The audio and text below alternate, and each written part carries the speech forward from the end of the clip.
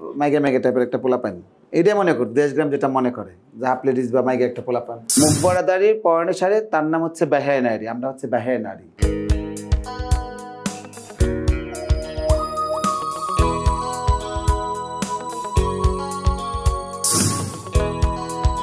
দর্শক, স্বাগত জানাচ্ছি খবর সংযোগের আয়োজন আড্ডা সংযোগে।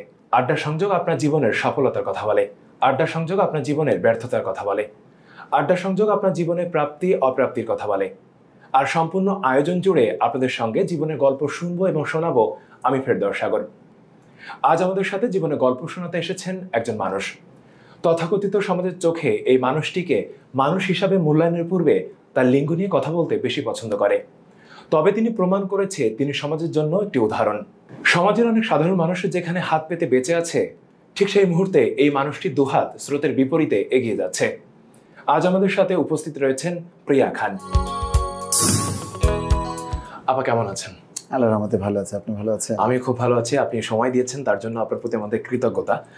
আপা, আপনাকে সমাজের মানুষ একটু অন্যভাবে দেখে, আমি জানি সেটা, তবে আপনাকে আমি অন্তত পক্ষে অন্যভাবে দেখতে চাচ্ছি না, আপনাকে মানুষ হিসাবে দেখতে চাচ্ছি। আপা, আপনার শৈশবটা কেমন কেটেছে সেই গল্পটা শুনবো, তারপরে আপনার বর্তমান যে সময়টা যাচ্ছে সেই গল্প শুনবো। আগে শৈশবটা কেমন ছিল, আপনি কোথা থেকে এসেছেন, কোথায় পড়াশোনা করেছেন, আপনার পরিবার আপনাকে কিভাবে দেখেছে সেই সময়টা? আমার হোম ডিস্ট্রিক্ট ঢাকাতেই, বেড়ে হওয়া টাঙ্গাইলে, আর লেখাপড়া করা টাঙ্গাইলে। আর সেখান থেকে আমার কৈশোর জীবন শুরু। শৈশব আর কৈশোর দুটো আমার টাঙ্গাইলে বলা চলে। কারণ হচ্ছে কি, আমি বড় হয়েছি খুব স্বাচ্ছন্দ্য বোধ করে। আমার বড় হওয়াটা হচ্ছে টাঙ্গাইলে, আমার ওখানে একটা স্কুল আছে, ওখানে স্কুলতে আমার প্রাইমারি স্কুলতে লেখাপড়া টাঙ্গাইলে, হাই স্কুল লেখাপড়া টাঙ্গাইলে, কলেজ জীবন বলা চলে টাঙ্গাইলে। পরবর্তী ঢাকায় চলে আসা। যখন ছোট ছিলাম ঢাকায় চলে আসছি 99 লাস্টের দিকে। হ্যাঁ, আমি তখন ছোট, খুবই ছোট। আমি যখন আমি হাই স্কুলে চলে যাই, আমার মানে আপনার হাজব্যান্ড আমার কথা শুনে যে আমি বড় টেবিলগুলো যেগুলো আছে, ব্রেঞ্চগুলো আছে, হাই ব্রেঞ্চ বসে আমি লিখতাম। মানে আপনি কি এত ছোট ছিলাম? আচ্ছা, আমি এত ছোট ছিলাম যে হাই ব্রেঞ্চে বসে আমাকে পরীক্ষার সময় লিখতে হতো। সিট ব্রেঞ্চে বসে আমি হাই ব্রেঞ্চে লিখতে পারতাম না। তো যাই হোক, আমি সেখান থেকে বড় হওয়াটা আমার। আর একটা কথা হচ্ছে, মানুষ হিসাবে মানুষের মূল্যায়ন করাটা উচিত। আপনার শৈশবে মানে কেমন, মানে আমি যেটা বড় হওয়াটা আমার টাঙ্গাইলে যখন বড় হই, আমি টাঙ্গাইলে লেখাপড়া করি। এবং টাঙ্গাইলের আমার যে স্কুল ম্যাম আছে বা আমার বান্ধবীরা যারা আছে, মানুষের কটূক্তি করার শেষ থাকে না। তবুও আমার ম্যাম আমাকে বলতো যে দেখো, এত ভয় পাওয়ার কিছু নেই, যে যা বলে বলো, তুমি লেখাপড়া চালিয়ে যাও। আচ্ছা, এই যে আমার ম্যাম, ওর নাম হচ্ছে আফরোজা ম্যাম। তো উনি যে কথাগুলো বলতো আমি সবসময়, আর রেহানা ম্যাম যেটা বলতো, রেহানা ম্যাম আমার নিজের মতো মনে করতো আমাকে। যেটা ম্যাম ছিল, রেহানা ম্যাম হচ্ছে কাছের আমার একটা মানুষ।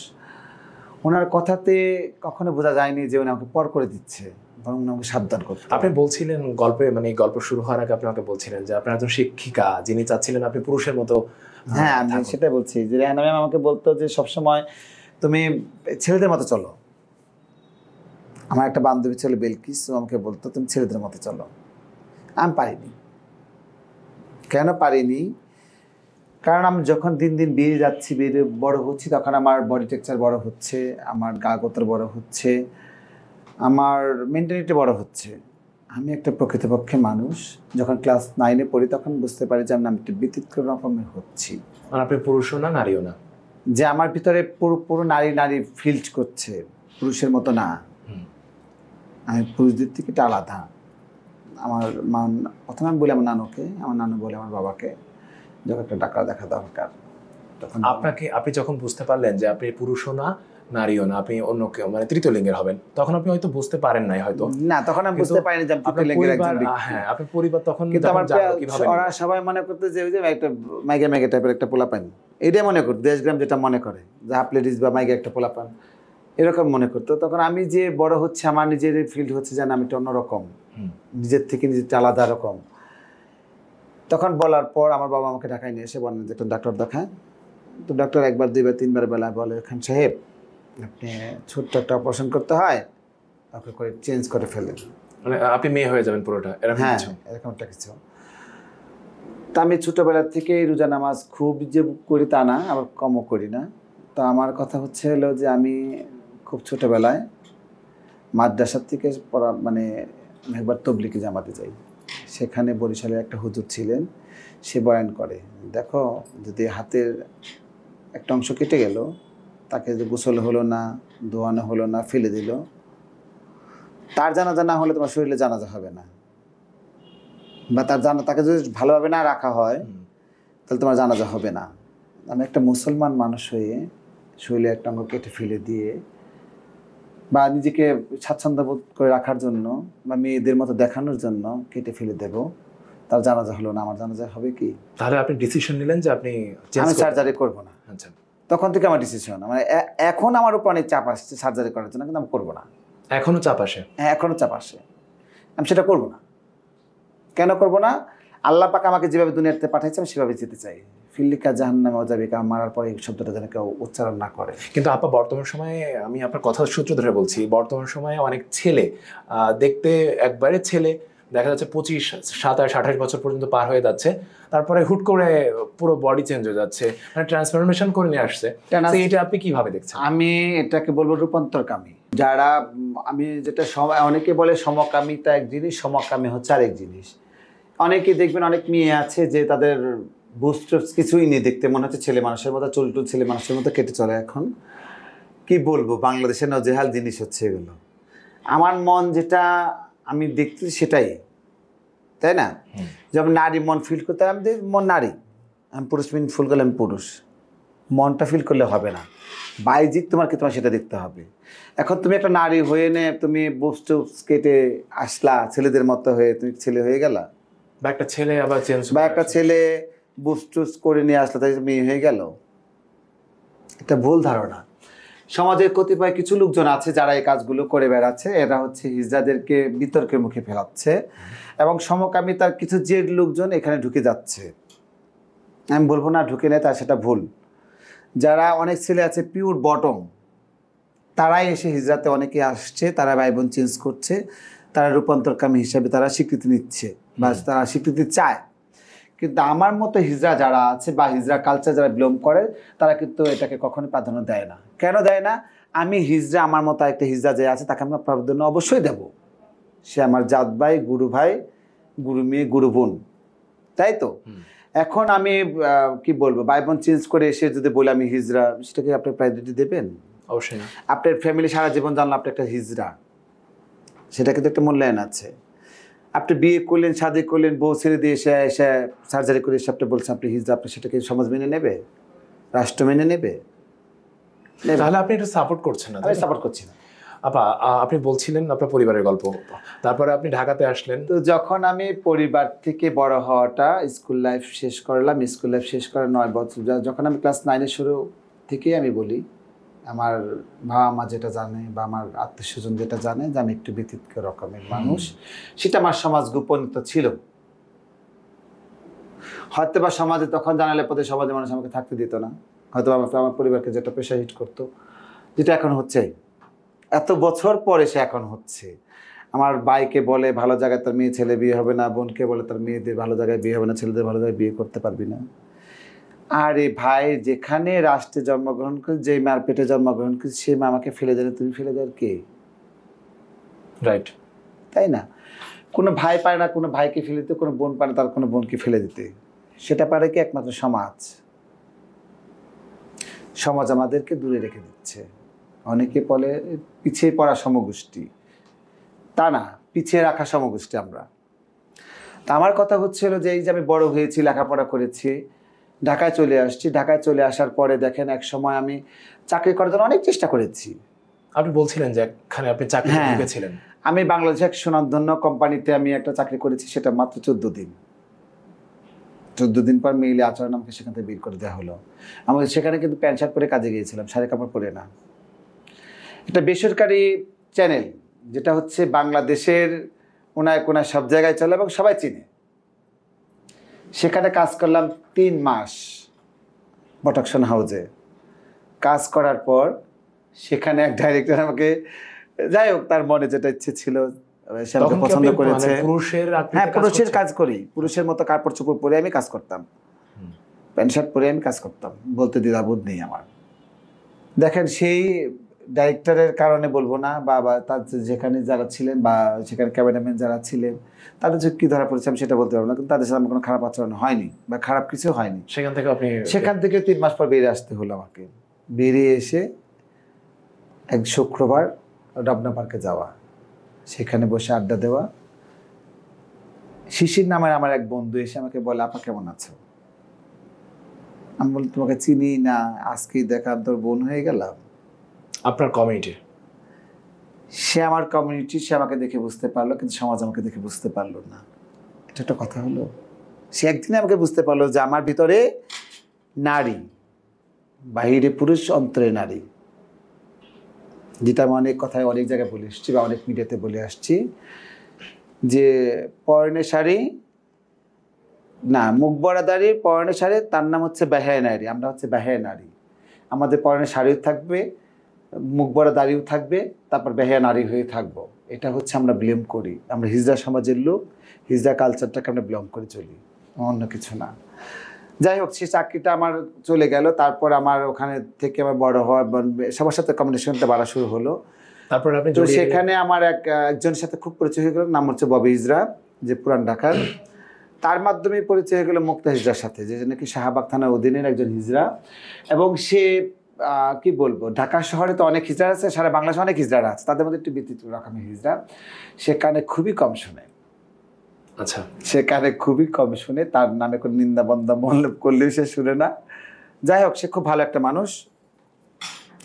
এই দেখেন, আমি তাদের সাথে চলাফেরা করে ববিজদের সাথে আমি চলে গেলাম পুরান ঢাকায়।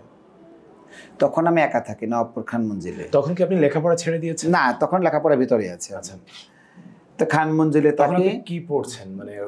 আমি আর যেটা বলার ইচ্ছুক না, কারণ হচ্ছে কি আমাদের কতিপয় সমাজ যেটা আমাদের না, আপনি এর আগে আপনি দর্শকদেরকে, আমি এর আগে আপনাকে যখন প্রশ্ন করেছি অন্যখানে, তখন আপনি এই পড়ালেখার বিষয়টা গোপন রাখার চেষ্টা করেন।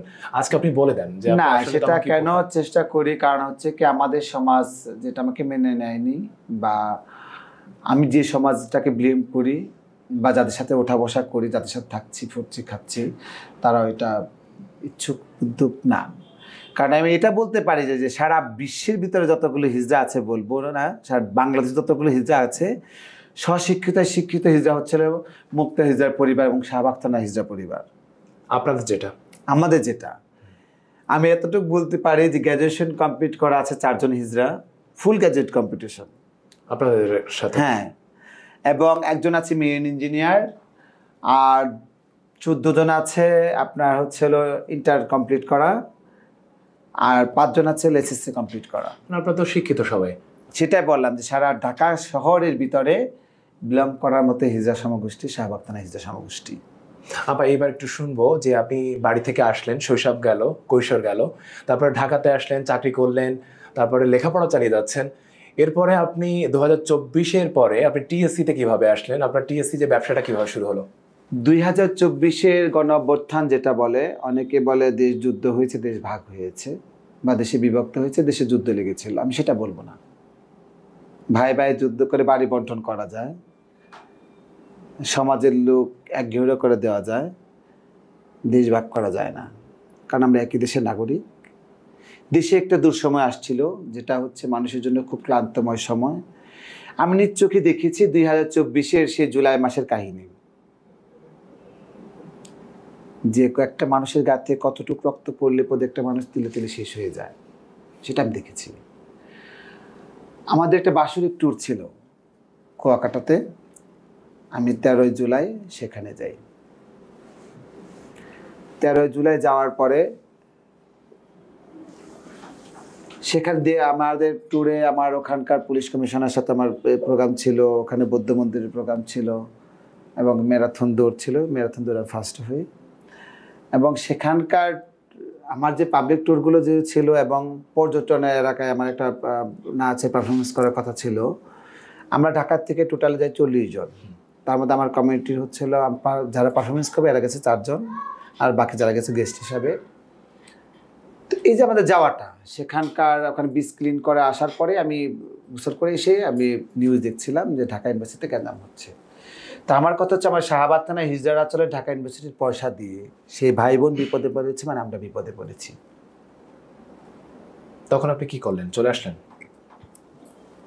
15 তারিখ রাত্রেবেলা আমি সাদিক ভাইকে বললাম যে ভাই আমি ঢাকা চলে যাব। বলে আপা আপনার এখানে একটা নাচের পারফরমেন্স আছে, আপনি এটা করে তারপর চলে যায়। 16 তারিখে আপনার শো। আমি বললাম ভাই যদি বেঁচে থাকে এদের সাথে শো আমার অনেক করা যাবে বা অনেকেই দেখবে, কিন্তু যাদের কাছে টাকা নিয়ে চলি তারা যদি না বাঁচে হাত পাতবো কার কাছ থেকে? আমার ঢাকা যাওয়াটা খুব দরকার, আপনারা থাকলে আমি চলে যাব, আপনাদের আর একটা প্রোগ্রাম আছে শেষ করেন। সে কথা বলার পর সাদিক ভাই আমাদেরকে 4 জনকে 4টা টিকিট করে দেয়। আমি, আমার এক মেয়ে হচ্ছে নদী, আমার এক বোন ইমু, এক বোন সাগরিকা, আমরা 4 জন টিকিট করে চলে আসি। এসে 16 তারিখ রাত্রেবেলা যায় ঢাকা মেডিকেলে। নতুন ভবনে যাই দেখি না ওখানে কোনো কিছু না। পুরান ভবনে এসে দেখি কিছু সংখ্যক লোক আহত আসছে, নিহত না। তখনও তো নিহত হয়নি। তখনও নিহত হয়নি। 17 তারিখ সকালবেলা আমার এক মেয়ে হাবিবা নাম আমাকে ফোন দিয়ে বলে মা তুমি কই? বললাম মা আমি বাসায় রান্না করতেছি। বললো তুমি ঢাকা মেডিকেলে আইবা? হ্যাঁ আমু। এখনই তো লাই পড়ো? এখনই একেবারে বাজে 9টা। কয় না আমি খবর পেলাম ঢাকা মেডিকেলে অনেক লোক আসতেছে। তো আমি ঢাকা মেডিকেল চলে আসি, রান্নাবাড়া শেষ করে এসে আমি আসি, আমার মেয়ে নদী আসে, আমার আরেক মেয়ে আছে বৈশাখী, ও আসে, আমার গুরুমা মুক্তাহিজা আসে, এবং আমার আরও 2টা মেয়ে হাবিবা এবং মুগ্ধ। হাবিবা আমার নিজের মেয়ে না হলে আমার মেয়ের মতো, আমার বোনের মেয়ে, আর মুগ্ধ হচ্ছে আমার আরেকটা ফ্যামিলির সদস্য। আচ্ছা। তো এই যে আমরা 5 জন হিজড়া, গুরুমাকে নিয়ে আমরা 6 জন। কার দায় পড়েছিল? ঢাকা শহরে এত এত লোকজন ছিল, এত সাংবাদিক ছিল, এত ছাত্র জনতা ছিল, আম জনতা ছিল, যেটা ছাত্র জনতা খুব গর্বের সহে বলে তারা ছিল। ঢাকা মেডিকেল তখন কেউ ছিল না। আপনারা প্রথম দিকেই চলে আসছেন? ছিল না। আমরা যেটা দেখেছি সেটা কোনো মিডিয়াও দেখেনি। আচ্ছা। কিন্তু কিছু পুলিশ প্রশাসন এবং কিছু বিজিবি সদস্যরা দেখেছে। দেখেন বাংলাদেশে এত পরিমাণ রক্তক্ষরণ হয়েছে যেটা মানুষ আজও জানে না, অনেক গোপনীয়তার ভাবে হয়েছে, এবং কত সংখ্যক লোক মারা গেছে সেটা অনেকেই জানে না। যেটা আমি বলবো আমার ঢাকা মেডিকেলে এত পরিমাণ লোক মারা গেছে বা এত পরিমাণ লোকের ক্ষয়ক্ষতি হয়েছে সেটা কি বলবো নজিরবিহীন। আপনার নিজ চোখে দেখেছেন সেটা? আমি নিজের চোখে সেটা বহন করেছি এবং আমার পুরো টিমটাকে আমি সেটা দিয়েছি, কীভাবে করতে হবে, কোথায় যেতে হবে, কোথায় রোগী নিতে হবে, কোথা থেকে ব্লাড ব্যবস্থা করতে হবে। আমার গুরুমা 70+ বছর বয়স ওনার, উনি একটা ব্ল্যাকেট নিয়ে ঘুরতেছে, বলছে 1 ব্যাগ রক্ত দেন, একটা মানুষের জীবন বাঁচান। এবং মুগ্ধ আমার আরেকটা মেয়ে এসে মাইক দিয়ে বলতেছে আপনারা যে যা পারেন সহযোগিতা করেন, সেখানে পাবলিক দাঁড়িয়ে দাঁড়িয়ে তামাশা দিচ্ছে। এবং আমরা আপনারা জানবেন 730 ব্যাগ ব্লাড ব্যবস্থা করি এবং নগদ ক্যাশ 3 লক্ষ টাকা উত্তোলন করি, সেটা কিন্তু রুগীদের কাছ থেকে পুরো হসপিটাল ঘুরে ঘুরে। আচ্ছা। আমি এখানে ভর্তি হয়েছি বা একটা রুগী ভর্তি হয়েছি, সে দিচ্ছে 100 টাকা, 200 টাকা, 500 টাকা দিচ্ছে, আর একটা মানুষ যারা ক্ষয়ক্ষতি হয়েছে তাদের মানে খরচ করার জন্য তাদের পিছনে 730 ব্যাগ ব্লাড দেওয়া হয়েছে। সেখানে আপনার 17 তারিখ রাত্রে 1টা বাজে, 12:30 বাজে একটা ঘোষণা আসলো, কি কারফিউ জারি করা হলো। একসময় ব্লাড টানতে গিয়ে দেখেন বাংলাদেশে কত কিছুই না হয়। ঢাকা মেডিকেল একটা জায়গা, সেখানে 400, 500, 900, 1000 ব্যাগ ব্লাড রাখার জন্য ব্যাগের ব্যবস্থা নাই। এটা বললো, আমরা মেনে নিলাম, নিয়েছি। তারপরও আমার একটা নাতিন রাত্রি আর 1-2টা ভাই দিয়ে আমি চকবাজার পাঠালাম সেই ব্লাড ব্যাগ আনার জন্য। হ্যাঁ, সেখান থেকে না পেয়ে মিটফোর্ড থেকে নিয়ে আসার পরে সে আমার হিজড়াটাকে সেনাবাহিনী আটক করে দিল, ঢুকতে দিবে না তাকে, আবার তাকে একটা গেঞ্জাম করে আবার ভিতরে ঢুকে নিয়ে আসলো। এই দেখেন মানুষ, দেখেছি মানুষ বাঁচার জন্য কি করে, হাতে পায়ে ধরে। আপনারা অনেক গণমাধ্যমে দেখেছেন, আমি একটা 3 পিস পরা ছিলাম প্রথম দিন, সেটা হলো 17 তারিখ, 19 তারিখ মেবি শুক্রবার, যে ছবিটা প্রচুর পরিমাণ ভাইরাল হয়েছে, যে পুরা 3 পিসটা ছিল রক্ত দিয়ে ভেজা। এই যে একটা মানুষ বাঁচার আকুতি, মানে কি বলবো, মানে এই সময় কষ্টদায়ক জিনিস নাই। আপনার কথা শুনে আমার একটা কথা মনে পড়ছে। আমরা যখন আজ অনুষ্ঠানের আগে যখন আমরা আসছিলাম, তখন আমরা গাড়িতে করে আসছিলাম, রিক্সা করে আর কি। তা রিক্সার পাশের প্রত্যেকটা মানুষ হচ্ছে আপনার দিকে আমার দিকে তাকাচ্ছে অনেক বেশি, কারণ প্রথমত আপনি আলাদা জেন্ডার বিলং করেন, আর সাথে আমি একটা ছেলে বসা, তো সবাই কেমন যেন তাকাচ্ছিল। কিন্তু এই মানুষগুলোর জন্য আপনারা 2024-এর আন্দোলনে চেনেন না কে কার জন্য, তারপর আপনারা দৌড়াইছেন, মানে এই দিন দৌড়াচ্ছেন। আপনি যাকে মানুষ মনে করছেন, আমি তাদেরকে মানুষ হিসেবে দেখি না, সব গরু ছাগল মনে করি। কেননা যার ভিতরে মনুষ্যত্ব বোধ আছে সে হচ্ছে একটা প্রকৃতপক্ষে মানুষ। আমি যদি তাদের মতো একটা শাড়ি পরে সারা শরীর ঢেকে রাস্তায় বেরোই, আমাকে দেখে মেনশন করার মতো কোনো কিছু নাই। আমি কোনো বস্ত্র কাপড় পরে চলছি না বা শর্ট কাপড় পরে চলছি না যে মানুষ আমাকে দেখাবে এবং আমাকে নখ দেখে বলবো দেখা একটা হিজড়া যায়। কেন তো মিন করবে? যখন গণ আন্দোলন হয়েছিল, যখন করোনা ভাইরাস হয়েছিল, যখন দক্ষিণ পূর্ব বঙ্গের মানুষ পানি নিচে তলিয়ে গিয়েছিল, তখন কিন্তু আমার হিজড়ারা এগিয়ে আসছিল। তখন কিন্তু কেউ নখ দিয়ে দেখায় নাই, দেখো হিজড়া এই কাজটা করতেছে। যখন 730 ব্যাগ ব্লাড ব্যবস্থা করলাম, শত শত মানুষের মরদেহ সরালাম, কত সংখ্যক মানুষ মারা গেছে ঢাকা মেডিকেলে বলতে পারবে না। কেন বলতে পারবে? তার কোনো ডকুমেন্ট নাই। এক মধ্যে ডকুমেন্ট আসলে এক মধ্যে ছেড়ে ফেলছে, তামাশা। তখন এরকম একটা অবস্থান ছিল। তখন কেউ নখ দিয়ে দেখায় না, দেখো একটা হিজড়া এই কাজটা করতেছে। আমার হিজড়া বোনেরা যখন ট্রাফিকের কাজ করছে তখন কিন্তু কেউ নখ দিয়ে দেখায় নাই। এখন দেখেন আমি আর আপনি রিক্সায় বসে চলে আসছি, মানুষ দেখে হাসছে, মিন করছে, তবে তাদের মানুষ মনে করি না, তাদের গরু ছাগলে মনে করি। আমি যে আমাকে মানুষ হিসেবে মূল্যায়ন করবে, আমি তাকে মানুষ হিসেবে মূল্যায়ন করব। এটা হচ্ছে আমার ধর্ম। আবার টিএসসি তে চা বিক্রি করছেন খুব আনন্দের সাথে আমরা দেখি। এইখানে আমার একটা প্রশ্ন আছে, আপনি তো সবার সাথে পরিচিত। টিএসসিতে চা বেচার আনন্দটা হচ্ছে আমার অনেক আগের স্বপ্ন। আচ্ছা। 2016 সালে আইআর ডিপার্টমেন্টে একটা কনফারেন্স হয়েছিল। সেখানে বাংলাদেশের বলবো না, ঢাকার অনেক সুনামধন্য লোকজন ছিলেন এবং সেখান থেকে তখন ডিআইজি ছিলেন হাবিবুর রহমান স্যার। তখন তার উদ্যোগে ওখানে করা হয়েছিল এবং 500 হিজড়াকে বস্ত্র দেওয়া হয়েছিল এবং ইফতার করা হয়েছিল। তখন আমি বলেছিলাম হিজড়ারা কর্মমুখী হোক, আর কারোর জন্য না হোক, আমার জন্য কিছু করা হোক। আমি হাত পেতে খেতে পারবো না। আচ্ছা। কারণ আমি হিজড়া জীবনে যখন আসছি তখন 1 বছর নিশিপুলির কাজ করেছি। আমি কতটুকু লজ্জাজনক বিষয় যে রাতের আধারে শাড়ি চুড়ি পরে একটা মানুষকে খুশি করার জন্য নাইট কাজ করতে হয়েছে আমাকে, সেটা অল্প কিছু টাকার জন্য, 200, 150। এই যে টাকাটা সে কামানোর পর যে লজ্জা আমি পেয়েছিলাম, তখন আমার গুরুমাকে বলেছিলাম, মা আমি আর হাত পেতে খেতে চাই, আমি এসে কাজ করতে পারবো না, আমি ফ্যামিলি থেকে আসি নাই, নিজের জীবন বাঁচানোর জন্য শরীর বিক্রি করে খেতে হবে। এই যে কি কষ্টদায়ক জিনিস, যারা করে তারাই বলতে পারবে। অনেকে অনেক কিছু মিন করে। বাংলাদেশে এত পল্লী ছিল, কোথায় সে পল্লীগুলো নাই? যৌনকর্মী কাজ তারা কোথায় করে? রাস্তাঘাটে কিন্তু করে। বেশিরভাগ যুবক বয়সে বলবো, বৃদ্ধ বয়সের লোকজন খুব কম, যুবকেরা যায় বেশি। কারণ শারীরিক চাহিদা সবারই আছে, কম আর বেশি। আপনারা কিছুদিন আগে দেখলাম সামাজিক মাধ্যমে যে নিশিপল্লী যে মেয়েগুলো আস্তে ধরে মারছে বা হিজাদের মারছে, কাপড় টাপড় খুলে নিয়ে যাচ্ছে। এটা মানে খুব লজ্জাজনক বিষয়। তো এই টিএসসি আসা যে বিষয়টা হচ্ছে, স্যারকে বলার পরে তারপর স্যারের সাথে আমার কমিউনিকেশন হয়ে গেল, ওনার নাম্বার আমার কাছে, আমার নাম্বার ওনার কাছে আছে। এটা বিহানলে একটা প্রোগ্রাম থেকে ছড়াছড়ি হওয়াটা, তখন থেকে আমাকে মানুষ চেনে। সে চেনা আর আজকে চেনা অনেক ডিফারেন্স। এখন তো আপনি সেলিব্রিটি হয়ে গেছেন। আমি সেলিব্রিটি বলবো না, আমি চেষ্টা করি মানুষের সাথে কাঁধে কাঁধ মিলিয়ে কাজ করার জন্য। যদি আমাদের মতো মানুষকে কেউ সুযোগ করে দেয় বা বসার জন্য একটা জায়গা করে দেয়, সেও চাবে আরেকজনকে বসার জায়গা করে দেবে। তো সর্বোপরি কথা যেটা হচ্ছে, দেখেন বাংলাদেশে 24শে গণ আন্দোলন হলো বা গণ জাগরণ হলো বা গণ অভ্যুত্থান বলেন, আমি বলবো না বাংলাদেশে যুদ্ধ হয়েছে, গণ অভ্যুত্থান বলেন, এটা যে এক সরকারের বিরুদ্ধে আরেক দেশের জনগণ তাদেরকে তাড়িয়ে দিয়েছে। দুষ কতটুক ছিল, গুঞ্জ কতটুক ছিল সেটা বলবো না আমি। সবাই আমার ভাই, রাত পরে তার চেহারা আমি দেখবো, এখন আমি তার চেহারা দেখি।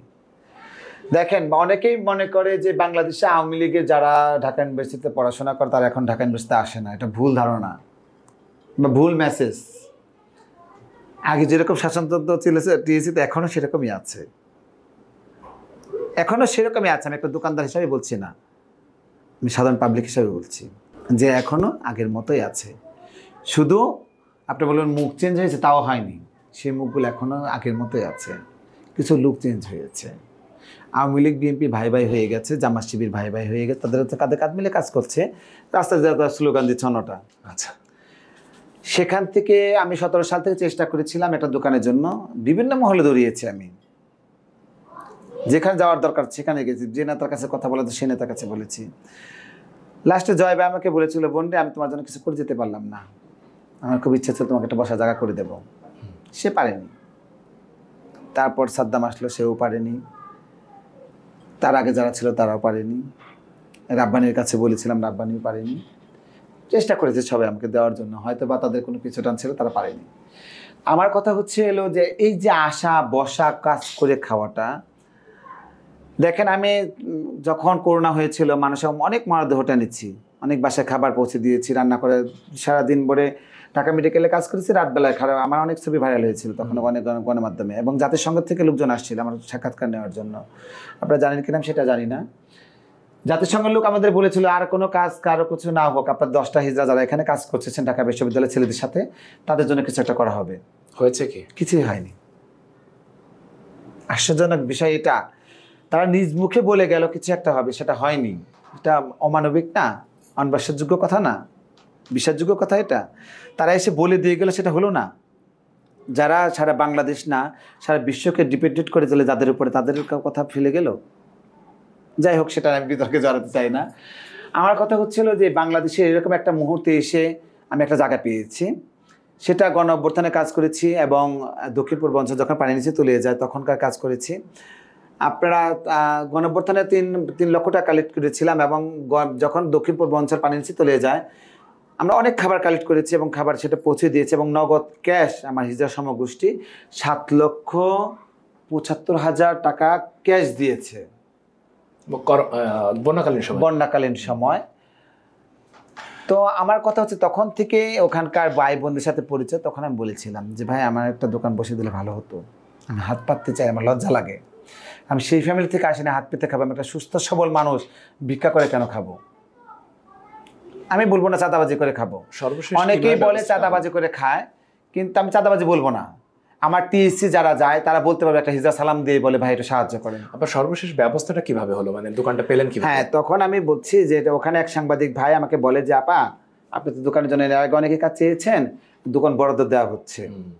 তো ওনার নাম বলতে আমি ইচ্ছুক না। তো উনি আমাকে দরখাস্ত দেয়, উনি লিখে দেয়, ওনার সাথে যে কথাবার্তা বলি, উনি আমাকে প্রক্টর স্যার এবং ভিসি স্যারের সাথে দেখা করার সুযোগ করে দেয়। দেখা করে আসার পরে আমি পাবিল ভাই নামে এক ভাই আছে প্রথম আলোতে, যে এখন চাকরি করছে বা একটা সাংবাদিক হিসেবে তারা সাংবাদিকতা করছে, ওনাকে বলি যে ভাই যে আমার, পরে বলে হ্যাঁ আপা আপনি খবর পেয়েছি, আপনি একটা দরখাস্ত জমা দিয়েছেন। যাই হোক আপা, যদি দোকান চালু হয় আপনি একটা দোকান হলে পাবেন। আমি বললাম কি বলেন, এখানে এতগুলো দোকান ছিল, তারা দোকান পাবেন, আমি দোকান পেয়ে যাবো? আপা পাবেন আপনি, আমি এত আশা আপনাকে দিতে পারি। তারপরে আবার উনি আমার আরেকদিন বলে যে আপা আপনি মিডিলে দিলে কেমন হয়? আমাকে মিডিলে কেন ভাই? সবাই এসে আপনাকে দেখবে, আপনি দাঁড়াবেন শাহবাগ থেকে আপনাকে দেখা যাবে। কি বলেন আপনি এসব কথাবার্তা? হ্যাঁ তাই দেখা যাবে। আমি চাচ্ছি আপনার দোকানটা এইভাবেই হোক যেন আপনাকে সবাই এসে আগে দেখে। আচ্ছা, যে আপনার মতো লোক কাজ করে খাচ্ছে, আপনার দেখা দেখে আপনার কমিউনিটি যারা আছে তারা কাজ করে খাবে, এটা তো স্বাভাবিক, এটা উদাহরণ হবে। হ্যাঁ দেখেন অনেকে ওনার কথা অনুযায়ী দেখেন এর পাশে 5টা দোকান, এর পাশে 5টা দোকান, মাঝখানে 11টা দোকান, যেখানে এমন কি হয় যে আপনি দোকানদারি করছেন, আপনি চা তৈরি করছেন, কিন্তু মনে করেন আমি কাস্টমার, আমি আপনাকে দেখি নাই, আমি গিয়ে বলছি মামা একটা চা দেন, হ্যাঁ এরকম হচ্ছে তো। কিছুক্ষণ পরে আমি তাকাই দেখছি আমাকে অনেকে মামা ডাকে, অনেকে ভাই ডাকে, অনেকে আপু ডাকে, অনেকে ভাবি ডাকে, অনেকে খালা ডাকে, যার যেটা মনে ইচ্ছে। আপনার কাছে কি অনেকেই বলে যে আপনি কিছু মনে করেন না? আমি মনে কিছু করিনি। আচ্ছা, আমি একটা মানুষ, আপনি আমাকে সম্মান দিয়েছেন, আপনি আমার সম্মানের প্রাপ্ত যোগ্যতা, একটা পাবলিক, আমি সে সম্মানটা আপনাকে আমি দেবো। আপা আপনি যেখানে থাকেন, যে জায়গায় ব্যবসাটা করছেন, এটা তো অনেক বড় একটা জায়গা, ঢাকা বিশ্ববিদ্যালয়ের মতো জায়গা। আপা শোনেন, ঢাকা বিশ্ববিদ্যালয় হচ্ছে মানুষ গড়ার কারিগরের একটা জায়গা, সারা বাংলাদেশের মধ্যে স্বশিক্ষিত জায়গার মধ্যে এটা পড়ে। কিন্তু কখনো কি মনে হয় যে কেউ একজন এসে চা চেয়ে আপনাকে দেখে চা না খেয়ে চলে গেছে? হ্যাঁ এরকম হয়েছে, একটু শুনতে চাই। 2 দিন আগে হয়েছে এরকম কাহিনীটা। আমি চা বানাচ্ছি দেখি সেই মেয়ে চা খেলো না, ছেলেটা এসে পরে চাটা নিয়ে গেল, সেই মেয়ে অন্য দোকানে চা খেলো। এটা প্রায় কি হয় নাকি মাঝে? প্রায় হয়। আমার কথা হচ্ছে আমি যদি খারাপ জিনিস দিই বা খারাপ আচরণ করি তাহলে আমার কাছ থেকে মানুষ দূরে ঝরে যেতে পারে। আমি যদি আন্তরিকতা শেষ না রাখি তাহলে আমার কাছ থেকে তারা দূরে চলে যাবে। এটা কি হয় কিনা, আপনি বলছেন আপনার পাশে 5 জন এবং তার পাশে, অর্থাৎ ডান পাশে 5 জন এবং বাম পাশে 5 জন, আপনি মাঝখানে, আপনার পাশে তো সব পুরুষ দোকান, সেক্ষেত্রে ওই পুরুষরা কখনো আপনাকে অন্য চোখে দেখে কিনা ব্যবসায়ী? না, আমার দোকানদারদের প্রচুর সাপোর্ট আছে আমার। যে কোনো কাজের জন্য তাদের সাথে সহযোগিতা চলতে আমাকে সহযোগিতা করে, এবং ঢাকা ভার্সিটি যারা আছে বা ঢাকা ইউনিভার্সিটি আশপাশ যারা আছে তারা আমাকে অনেক সাপোর্ট করে। সাপোর্ট না করলে আজকে আমি এই জায়গায় প্রিয়া খান হতে পারতাম না বা একটা টি হাউসের মালিক হতে পারতাম না। আমার কথা হচ্ছে সর্বোপরি যে কথাটা হচ্ছে মানুষ মানুষের জন্য জীবনের জন্য, তাই হয়ে থাকে নজরুলের কথাটা। তো সেই ভিত্তি অনুসারে আমি মানুষের জন্য কী দিতে পারলাম, মানুষ আমাকে কী দিতে পারলো, সেটা হচ্ছে বড় জিনিস। আমার কাপড় না, আমার বেশ না, আমার বসন না। আপনি এখন তো আলহামদুলিল্লাহ সব মিলিয়ে ভালো আছেন। না, সর্ব মিলে ভালো নেই। কারণ আপনারা জানেন কি জানেন না, বা অনেকে প্রশ্ন থাকতে পারে, হিজড়া দুই কোয়ালিটি, কেউ ছেলে হিজড়া, কেউ মেয়ে হিজড়া। তো এই হিজড়া তো হিজড়াই। আমি ছোটোবেলার থেকে এই শাড়িটাকে পছন্দ করে আসছি, শাড়িটা ধারণ করে আসছি, শাড়িটা পরে আসছি। আমি নিজেকে পুরুষাঙ্গ শৈলী নারী সত্তা মনে জন্মগ্রহণ করেছি, মানে আমি নারী হিসাবে দাবি করি, তাই না? তো তাই দাবি করে থাকি। একটা মানুষ, আপনি কিছুক্ষণ আগে যে প্রশ্নটা করেছেন, ভাই বোন চেঞ্জ করে আসে, তাদের সাথে আমাকে সাপোর্ট করলে তো হবে না। আমি সার্জারি করলাম না কেন, এই প্রশ্ন আপনার হতে পারে না। রাইট। একজন সার্জারি করে এসে রাস্তার ভিতরে কাপড় খুলে দাঁড়ালো, সেটা কি বড় জিনিস হয়ে গেল? আপনারা এখন দেখবেন গণমাধ্যমে অনেকে দেখা যায়, বিয়ে বাড়ি গেলে অনেক গ্যাঞ্জাম হচ্ছে, তালি তাপড় দিচ্ছে, কাপড় টাপড় খুলে তারা দাঁড়িয়ে আছে। এটা কোন ধরনের সমাজের মেনটেন? তারা কোথায় মনুষ্যত্ববোধ পেয়েছে? কে অনুমোদন দিয়েছেন? রাষ্ট্রকে এগুলো ব্লেম করে না। আপনি সুন্দরভাবে যান, যে একটা বিয়ে বাড়িতে বলেন, বোনটি আমার বিয়ে শাদী হবে না, আমার সংসার হবে না, আমাদের মিষ্টি খাওয়ার জন্য কিছু দাও, আমাদের পরিবারকে কিছু একটা দাও, তারা অবশ্যই দেবে। সেখানে 50,000 টাকা চেয়েছেন, 10,000, 20,000 টাকা আপনি কামাই করে দিয়ে আসছেন, তাদেরকে দিয়ে আসেন। আপনার মতো করে তো সবাই ভাবছে না। ভাবতে হবে। কেন ভাববে না? আজকে তোমার ভাইয়ের যদি এরকম হ্যারাসমেন্ট হতে হয়, তোমার বোনকে এরকম হ্যারাসমেন্ট হতে হয়, তাদের দায়ভার তোমার। তুমি তোমার সমাজকে বোঝাও, তুমি এইভাবে যাও না, এইভাবে যাও। আমার ঢাকা বিশ্ববিদ্যালয় বলবো না, আমার শাহবাগ থানা আজ পর্যন্ত কোনো রেকর্ড হয়নি যেরকম তালিতে টাকা হয়েছে, ভাই দাও, টাকা দাও বলতে হয়নি। আজ পর্যন্ত শাহবাগ থানা হিজড়ার কোনো কাপড় খুলে নাই। বাড়ি থানা কেন তারা খুলে? প্রশ্ন করতে পারি না? আমি একটা হিজড়া হিসাবে আমি আরেকটা হিজড়াকে প্রশ্ন করতে পারি, এটা আমার ল আছে। আমার সাংবাদিকতা, আমার কি বলবো, এটা রাষ্ট্রের কাঠামোরে এটা আমার মানে পুরোপুরি আমার আস্থা আছে, আমি এটা করতে পারি নাগরিক হিসাবে। আপনি নাগরিকের যে কথাটা বলে, নাগরিকত্ব তো পাইনি। নাগরিকত্ব দেওয়া হয়েছে, কেন পাননি? নাগরিকত্ব পাইনি বলতে গেলে পরে 2013 সালে প্রথম মানববন্ধন করি আমি, আমার হিজড়া গুরুমাদের নিয়ে প্রেস ক্লাবে নাগরিকত্বের জন্য। 17 সালে মৌখিক স্বীকৃতি দেয় বিগত সরকার, এবং 18 সালে শেষে এসে আমাদেরকে কাগজে কলমে স্বীকৃতি দিলেও আমরা ভোটার হতে পেরেছি মাত্র 205 জন এখন পর্যন্ত। হ্যাঁ, অনেকেই দেখায়, অনেক মিডিয়া দেখায় বা গবেষণাতে আসে 550, সেটা ভুল। আদমশুমারিতে আনছে 12,500, সেটাও ভুল। আমার ঢাকা শহরে আছে 25,000-এর উপরে হিজড়া। 12,500 কি বলে আসছে? তারা সবাই ফেক, সবাই ছেলে মানুষ। তাহলে ধরে না কেন পুলিশদেরকে? আপনারা এর জন্য কি সরকারের সাথে আমাদের শোনেন, তখন আমি বললাম না ডিএমপি কমিশনার হয়েছে, তো উনি শেষে হাবিব স্যার, উনি একটা ছিল যে বাংলাদেশে কত সংখ্যা হিজড়া আছে আমার একটা গণনা দরকার আছে। আচ্ছা, উনি সব দুই গুরুমা এবং বকুল হাদি সাহেব এবং দীপালি নায়ককে ডেকে বলে যে আপনাদের কার কার ঘরে কতজন হিজড়া আছে, কোন থানা আপনার অধীনে আছেন, আপনাদের একটা লিস্ট করে দেন। তো আমি আর নিশাদ নামের একটা হিজড়া আছে আনন্দবাজারের, দুজন মিলে দায়িত্ব নেই, এবং ঢাকার অনেকের, এবং হুরাম হিজড়া এবং ঢাকার বাইরে আছেন আমাদের আরও হিজড়ারা যারা আছেন, তারা দায়িত্ব নেয়। পরে গনে বের করা 4,66,305 জন হিজড়াকে। এত? কিন্তু আপনাদের বলছেন নাগরিকত্ব মাত্র। দেখেন, আপনারা পিছিয়ে পড়া সমগোষ্ঠী আমাদের বলতেছেন, পিছিয়ে পড়া সমগোষ্ঠী হলাম না, পিছিয়ে রাখা সমগোষ্ঠী হলাম, সেটা আপনারা একটু যাচাই করেন। কারণ যেখানে 4 লক্ষের উপরে একটা হিজড়া সমগোষ্ঠী আছে, সেখানে আপনারা বলতেছেন হিজড়া নাই। আপনাদের হিসাব আপনারা আদমশুমারিতে আনলেন কত? 12,500। দুদিন পর দেখবেন আবার আদমশুমারি হলে হবে 8,500। তার মানে কি হিজড়া কমতেছে, বাড়তেছে না? আপনার কমানো হচ্ছে। যেখানে দিনে গড় আয়ু শিশু জন্ম হচ্ছে 1 লক্ষের উপরে, সেখানে কি 2-1টা হিজড়া জন্ম হয় না? হয়। বাংলাদেশে আপনার গড়, আমার জন্মের প্রতি শুনছি 12.5 কোটি লোক, 16.5 কোটি লোক। আপনি আদমশুমারি না, আপনি নিজে গণনা করেন, 22 কোটির উপরে জনগণ পাবেন বাংলাদেশের ভিতরে। আবার আপনার কথা ধরে আমি একটু বলি, আপনি যদি বলেন যে এত সংখ্যক হিজড়া আপনাদের আছে, তাহলে সরকার আপনাদেরকে দেখাচ্ছে কম, আপনারা বলছেন, এর কারণ কি মনে হয়? সরকার কেন কম দেখাচ্ছে আপনাদেরকে? দেখেন, বিভিন্ন রাষ্ট্র থেকে চাপ আসতেছে যে আমাদেরকে ভাতা দিতে হবে, আমাদেরকে বাসস্থান দিতে হবে, আমাদের যে মৌলিক 5টা অধিকার তাদের দিতে হবে, তাহলে তো অবশ্যই কমাতে হবে। 4 লক্ষ হিজড়াকে যদি আপনি 600 টাকা ভাতা দেন, মাসে কত টাকা ভাতা চলে যায়? সেটাই। আর 600 টাকার ভাতা কি হয়? একটা অনেক পেটিকোট হয় না। 600 টাকার ভাতা আপনি দিবেন কিভাবে? সমাজসেবা অধিদপ্তর দেয় কিভাবে 600 টাকা ভাতা? মানুষের এক বেলা একটা রেস্টুরেন্টের খাবার হয় না, একদিনের বাজার হয় না 600 টাকাতে। বাংলাদেশের দ্রব্যমূল্যের যে দাম, আপনি সেখানে আপনার 600 টাকা ভাতা দিয়ে আপনি পার পেয়ে গেলেন। আবার আপনি কোনো কর্মসংস্থান ব্যবস্থা করছেন না। আপনি আমার কথা একটা শুনেন, 2022 সালে একটা মানে লিখিত প্রস্তাব ঘোষণা হয়েছিল 2 সিটি কর্পোরেশনে 4জন 8জন হিজড়া নিয়োগ করা হবে। সেটা কেন কার মধুতে 2 ঘন্টা পর সেটা উদ্যোগ করা হলো? এই জবাব দিতে পারবে বিগত সরকার? পারবে না। আপনারা কি প্রতিবাদ করেছিলেন এই বিষয়ে? হ্যাঁ, আমরা প্রতিবাদ করেছি। আমি বিভিন্ন মিডিয়ায় বলেছি কথাগুলো।